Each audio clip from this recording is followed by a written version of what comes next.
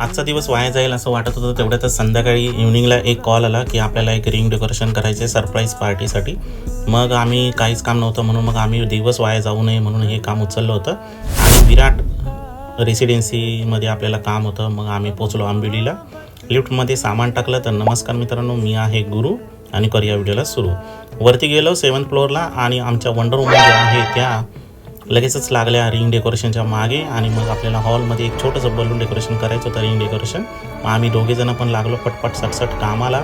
आणि मग डेकोरेशन जे आहे अर्ध्या तासाच्या आतमध्ये आमचं रेडी झालं. मग आम्ही चायची चुस्की घेत बलूनशी खेळत टेपो देत लागलो.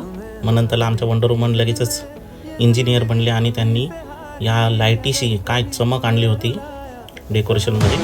सगळ्यांना खूप आवडलं आणि मग आम्ही इथून निघालो. या ट्रेनच्या पेक्षा फास्ट